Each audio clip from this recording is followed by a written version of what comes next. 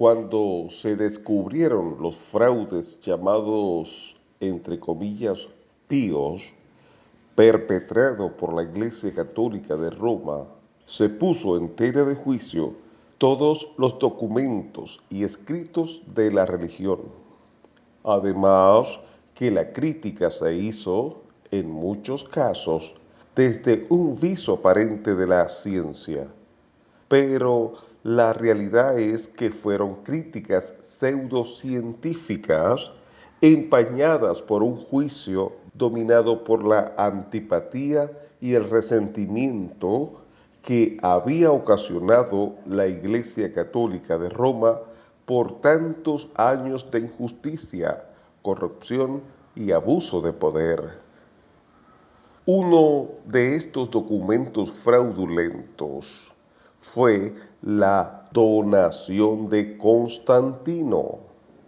Mucho después de la caída del Imperio Romano en Europa, se puso en circulación un documento con el propósito de demostrar que Constantino, el primer emperador cristiano, había dado al obispo de Roma, Silvestre I, quien fuera obispo desde el año 314 al 335 después de Cristo, Constantino había dado a Silvestre I autoridad suprema sobre todas las provincias europeas del imperio y proclamó al obispo de Roma como gobernante aún sobre los emperadores.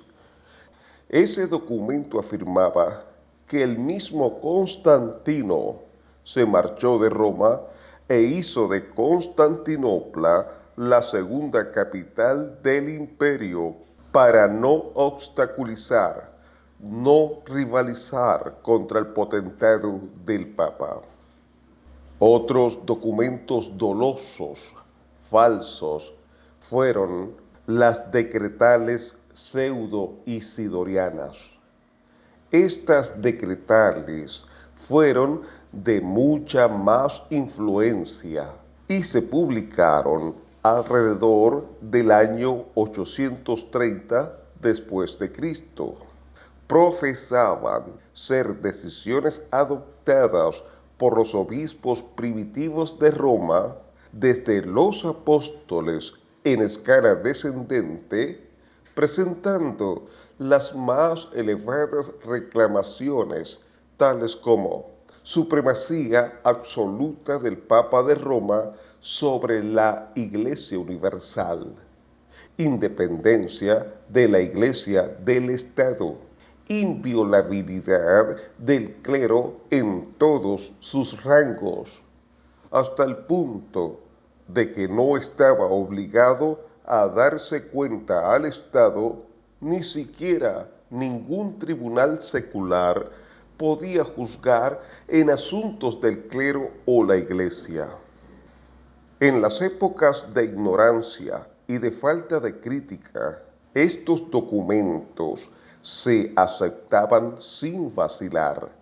Por cientos de años formaron un baluarte para las reclamaciones romanas. Nadie dudó de su autenticidad hasta el siglo XII, cuando la Iglesia ya estaba anclada en el poder. Solo en los albores de la Reforma en el siglo XVI se examinaron estas reclamaciones y se comprobó que carecían de fundamento. Basados en estos descubrimientos sobre que esos documentos eran dolosos, simulados, se puso en duda la veracidad de todos los escritos que la religión profesaba. El más atacado y blanco de todas objeciones fue la Biblia. Es cierto que las Sagradas Escrituras, con el pasar del tiempo, sufrió algunas interpolaciones por parte de los escribas, pero esas intercalaciones eran puntuales. Si hubiera sido una crítica sana, objetiva, para demostrar qué parte de ella había sido adulterada y cuál no, pues hubiera demostrado que la profesionalidad y la imparcialidad dominaban a esos críticos.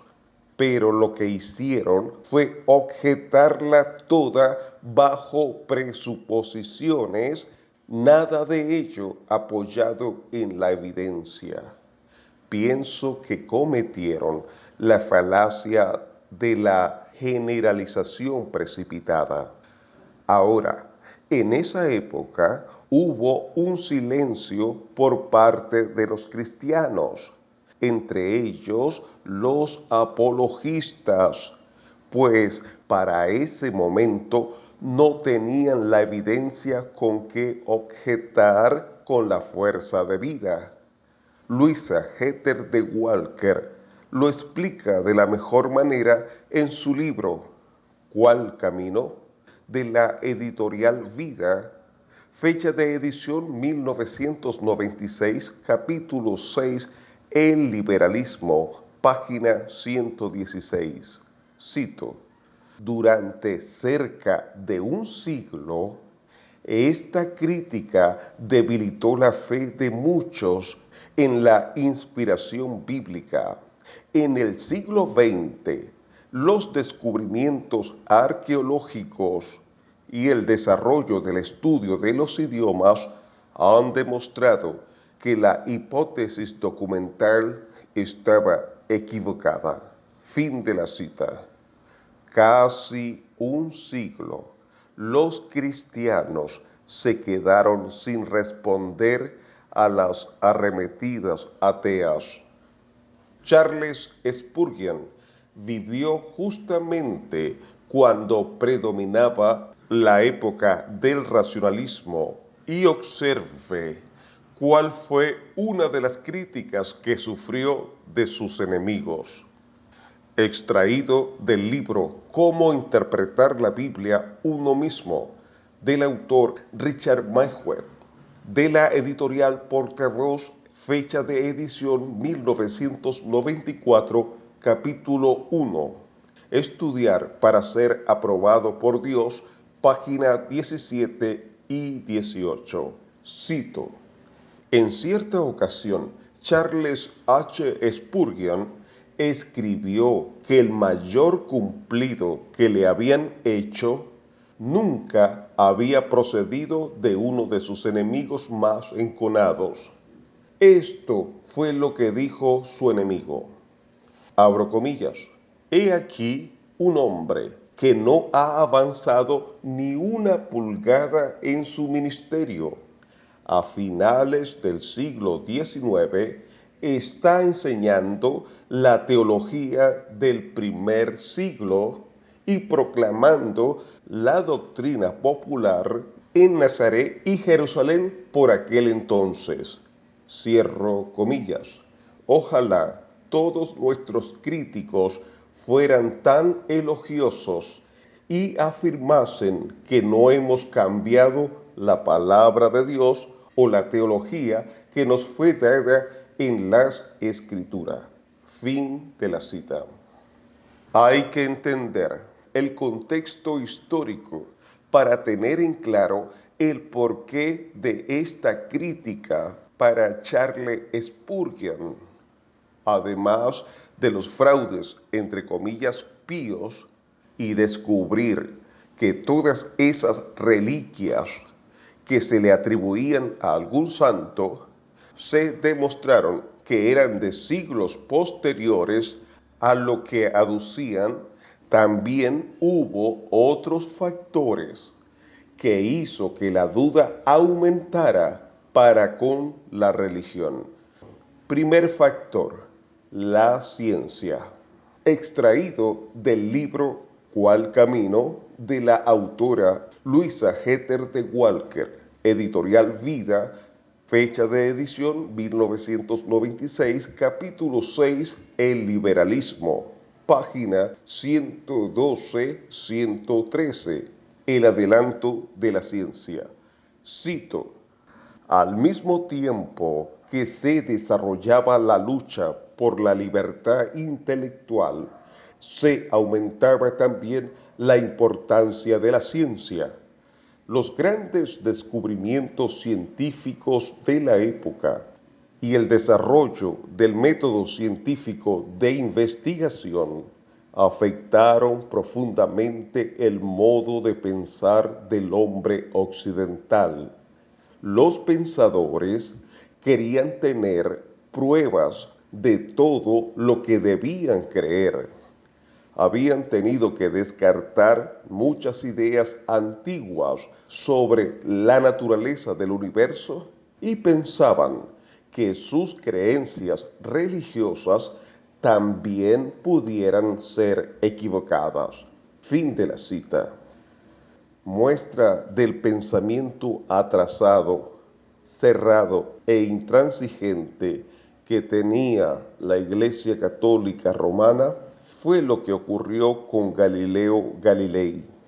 El 22 de junio de 1633 es una de las fechas más destacadas en la historia de la ciencia y la religión porque ese día Galileo Galilei recibió la sentencia de la Inquisición de la Iglesia Católica. Fue condenado y obligado a abandonar sus ideas. La más importante consistía en que la Tierra orbitaba alrededor del Sol y no al revés.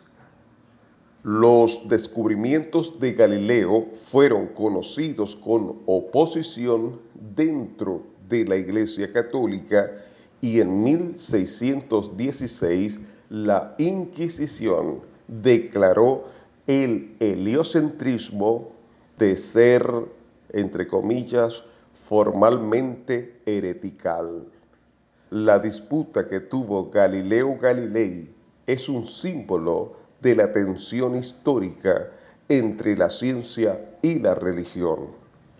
Cuando se demostró que Galileo tenía razón, que el astro rey era el Sol y no la Tierra, y que la Tierra era la que giraba alrededor del Sol, pueden imaginarse la decepción y pérdida de confianza en la religión.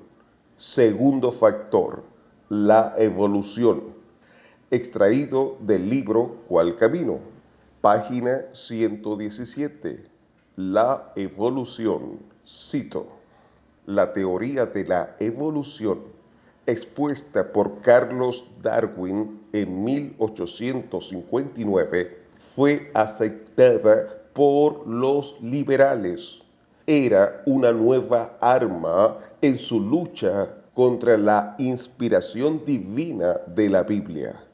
Si la evolución del hombre a partir de los animales era una realidad, el relato del Génesis sobre la creación del hombre era solo una leyenda, o cuando más una alegoría.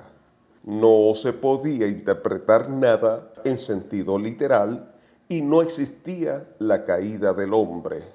Al contrario, el hombre era producto de una evolución, por lo que era básicamente bueno y mejoraba continuamente. Fin de la cita. Tercer factor, la crítica a la Biblia. Del mismo libro, ¿Cuál camino?, de la autora Louisa Heather de Walker. Página 116. La crítica de la Biblia.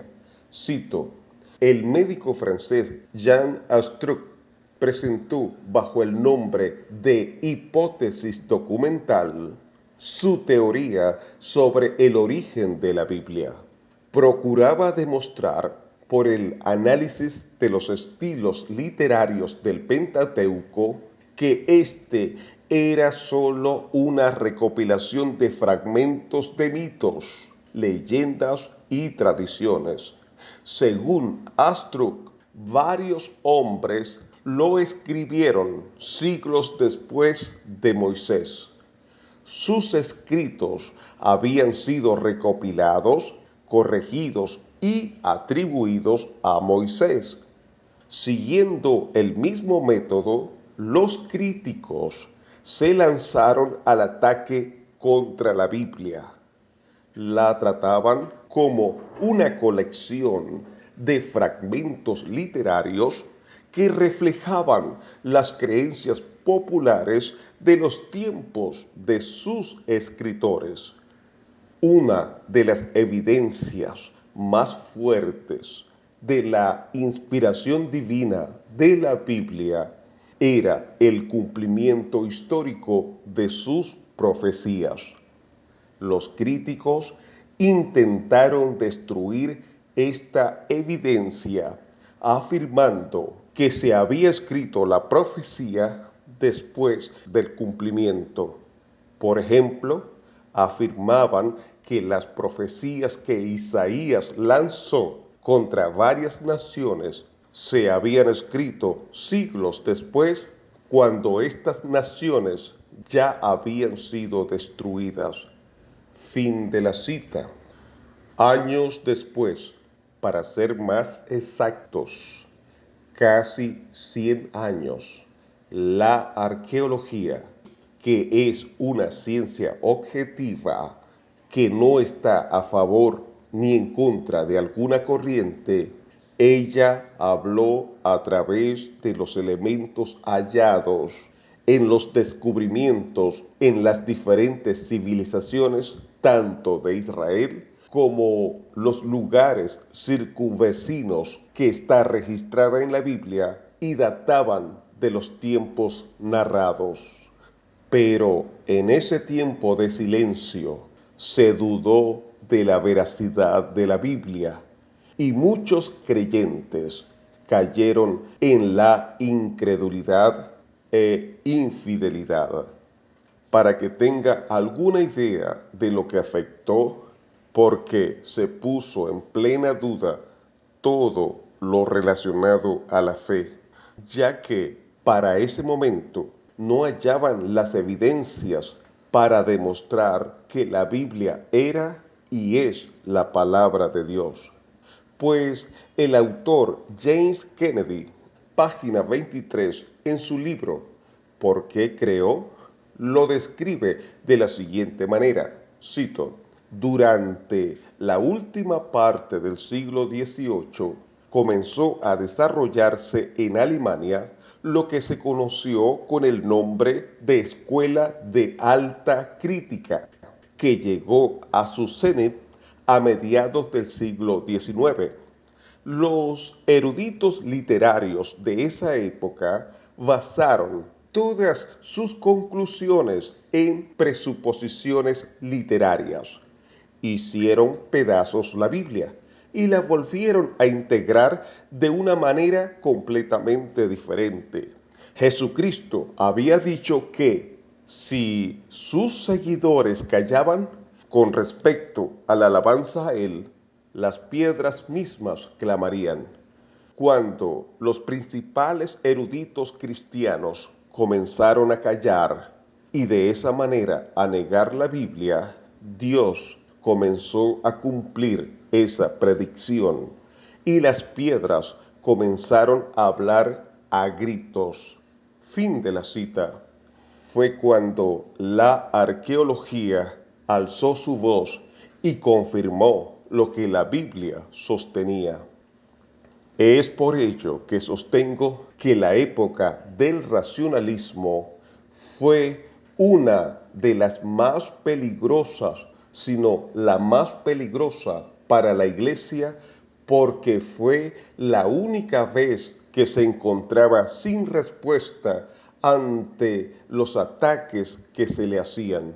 Allí, en ese tiempo, aparecieron los teólogos liberales, que no fueron otros que creyentes eruditos que dudaron o dejaron de creer en la Biblia como autoridad.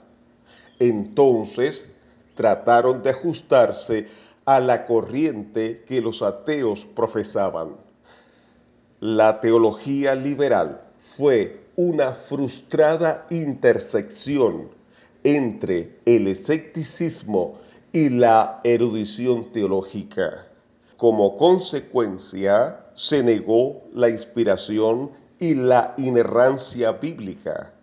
Se negó que los autores bíblicos como Moisés y los evangelistas fueran los verdaderos escritores de los textos que se les asignan. También dijeron que el Jesús de la Biblia no era el mismo Jesús de la historia, y muchas otras ideas contrarias a la autoridad absoluta de las Escrituras. En la década de 1930, los defensores del liberalismo teológico habían logrado con éxito el control de los principales seminarios protestantes, las sedes denominacionales y las editoriales. Los conservadores constituían una minoría en la corriente principal de la cultura protestante. Como consecuencia, los conservadores formaron nuevas denominaciones, seminarios y editoriales. Esos teólogos racionalistas no eran más que incrédulos. Perdieron el temor de Dios y no tenían la reverencia ante la revelación divina. Quisieron sujetar sus enseñanzas a sus propios juicios o buscar la manera de desvanecerlas, pretendiendo tener una comprensión intelectual del mundo. Pero ese intelectualismo muchas veces no es más que la incredulidad disfrazada como algo respetable. La doctrina que se venía practicando desde el nacimiento de la Iglesia fue cuestionada y tildada de ingenua y practicada por personas ignorantes y supersticiosas. Y realmente, los teólogos liberales ganaron mucho espacio dentro de la Iglesia cristiana.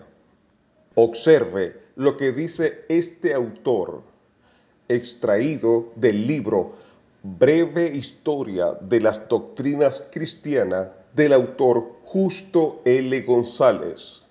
Fecha de edición 2007 por Abingdon Press. Cito: en Nueva Inglaterra, esto dio origen al unitarismo y la Iglesia unitaria. En Alemania y otros centros teológicos, muchos teólogos liberales se deshicieron por completo de la Trinidad. La relegaron a un nivel de importancia secundaria o la convirtieron en símbolo de realidades más profundas. Hegel, por ejemplo, vio en esa doctrina la expresión del interno y constante obrar de la mente, es decir, las tres personas serían la tesis, la antítesis y la síntesis que están presentes en todo pensamiento. Fin de la cita. Hasta la doctrina de la creación fue ajustada al pensamiento ateo. Observe lo que dicen estos autores, extraído del libro Defensa de la Fe de los autores Pablo Hoff y David Miranda, de la editorial Mundo Hispano, edición en español 2008, página 24, cito: ¿hasta qué punto se puede explicar el diseño en el mundo por medio de la teoría de la evolución? Desde la publicación del libro El origen de las especies por Charles Darwin, las personas dispuestas a dudar del relato bíblico de la creación han aceptado esta teoría. Fin de la cita. Extraído del libro ¿Por qué creo?, del autor James Kennedy, página 49 y 50. Cito: En el primer capítulo del libro del Génesis hay una asombrosa declaración que data de 3500 años atrás sobre la creación divina del universo. Pero debe señalarse que no es posible combinar la Biblia con la evolución como algunos quieren. Creo que se empeñan en este compromiso solo porque piensan que la ciencia ha probado la evolución y creen que tienen que moldear la escritura como si fuera un poco de masilla hasta conformarla con la evolución. Aquellos que son evolucionistas se ríen de la idea de que se pueda combinar la evolución con la Biblia. Thomas Huxley, probablemente el más famoso proponente de la evolución que jamás haya vivido, declaró: está claro que la doctrina de la evolución es directamente antagónica con la doctrina de la creación. Si se acepta la evolución consecuentemente, eso hace imposible creer en la Biblia. Fin de la cita. Entonces, la teología liberal fue un movimiento que cuestionaba la autoridad de la tradición cristiana y que influyó fuertemente en el cristianismo desde mediados del siglo XVII hasta la década de 1920. Ahora, al estar en duda todo lo relacionado a la religión y en especial a la Biblia, los ateos, contradiciéndola, argumentaron de muchas maneras. Como no hubo en ese momento o tiempo respuestas contundentes para desmoronar esas premisas, pues cobraron fuerza. La Biblia puesta en duda, los ateos ganando terreno. Es comprensible, mas no justificable. Algunos cristianos entonces trataron de reconciliar el pensamiento ateo con la Biblia. Y es cuando aparecieron los teólogos liberales. Si usted observa con un pensamiento libre de todo prejuicio, notará que los teólogos liberales asimilaron, tomaron por cierto lo que decían los ateos, que actuaban con visos de ser respaldado por la ciencia. Y no solo lo fusionaron en sus creencias, sino que, irónicamente, también adoptaron sus discursos. Escuchar a un teólogo liberal era como escuchar a un ateo argumentando. Eso lo demostraremos en un mensaje posterior. En ese tiempo aparecieron 4 religiones llamadas cristianos y, en algunos casos, sus líderes fundadores alardearon que venían a revivir el cristianismo verdadero que había desaparecido con la muerte de los apóstoles. Pero la realidad es que tomaron, según sus percepciones o subjetividad, creencias de los ateos y teólogos liberales para adaptarse a la corriente de la época. Esas religiones son los mormones, los adventistas, los testigos de Jehová y los unicitarios o solo Jesús. El título del programa: Los teólogos liberales salieron en la época del racionalismo. ¿Y quién les habló? Su amigo Omar Duareb.